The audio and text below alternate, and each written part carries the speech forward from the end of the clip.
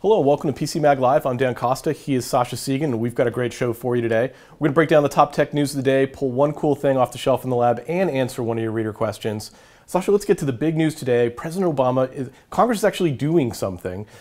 President Obama is going to sign a law that allows people to unlock their cell phones. That sounds like a fantastic thing. Except it isn't what it sounds like.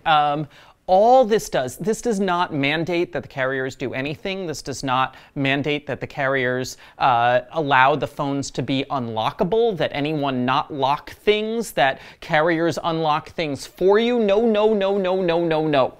All this lets you do is if you can figure out somehow how to unlock your cell phone and use it on another carrier, then you can do that without being prosecuted by the government. Yeah, because it has been illegal to do just that. Under the Digital Millennium Copyright Act, you were not allowed to unlock your phone. This is it's legalizing it. Right, but carriers can still lock phones. They can still refuse to unlock the phones. They can still lock you into 2-year contracts and make you sign a contract where you're charged hundreds of dollars if you leave the contract. None of these business practices are ending.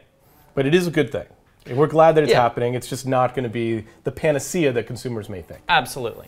Let's move on to our other story, which is that Zillow is acquiring Trulia for $3.5 billion. This is a merger of two of the biggest online real estate firms. Up to 90% of everybody that buys a house or rents an apartment begins their search online. These services are dominating that industry. I'm just worried what's going to happen to competition here. Yeah, I mean, real estate was one of those industries for a long time that was one of the real mom and pop successes of America, okay?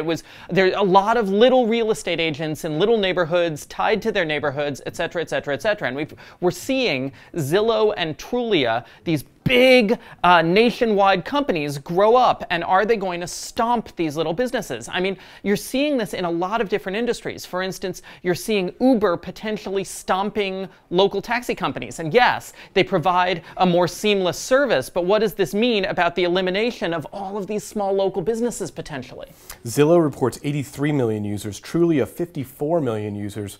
That's got to be most of the people that are actually shopping for homes. Yeah, I mean, it's funny, actually. Our show is filmed in New York City. The New York City real estate market is weird. And it's so weird that Zillow effectively doesn't work here. And Zillow had to open an entirely different site called StreetEasy just for our market. But it shows, once more, that Zillow is responding to the market.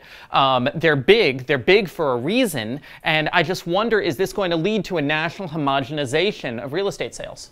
Finally, we get to a battle between two audio giants. Bose is suing Beats Audio for infringing on 5 different patents, specifically regarding the Bose Quiet Comfort 20 headphones, which we reviewed and really, really liked. This is kind of a big battle between two established interests. Yeah, I mean, I don't think it is coincidental that Bose is suing Apple, because Bose didn't sue Beats before Beats got purchased by Apple. Bose sued Beats after we heard that Beats got purchased by Apple. So you can draw your own conclusions there. But I mean, Bose has decades of noise cancellation experience. I'm sure they have patents up the wazoo on it. And it'll be interesting to see whether this is a battle Apple really wants to fight.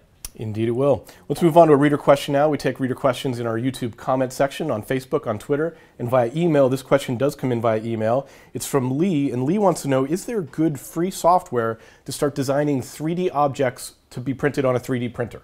This is a great question because a lot of the discussion around 3D printers has been about downloading objects from places like Shapeways, but how do you design the objects in the first place?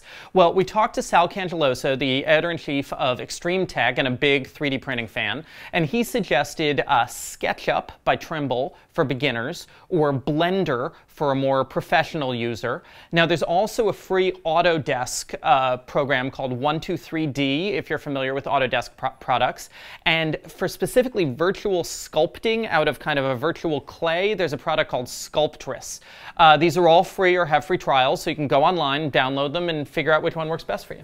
Very cool. Let's move on to one cool thing. We test thousands of products here in our lab in New York City. Every day we take one thing off the shelf and show it to you live on air. Today, that one cool thing is the Logitech X300 mobile wireless speaker. This is our latest EC in the Bluetooth speaker category. Obviously, it's very, very small. When you get something that small, it's oftentimes the audio quality stinks. The audio quality is fantastic on this box. Yeah, I mean, I was, before the show, I was joking, I was going like this, you know, I want to know if it can play up to somebody's window, and it sounds like it can. We're giving it 4 stars in Editor's Choice. That's something that you could travel with, you can carry around the house, or just have to bring Bluetooth audio to another room in your house. Yeah, absolutely. You can read our full review of that product at PCMag.com. That's been PCMag Live for today. Tune in tomorrow, we'll bring you a brand new show.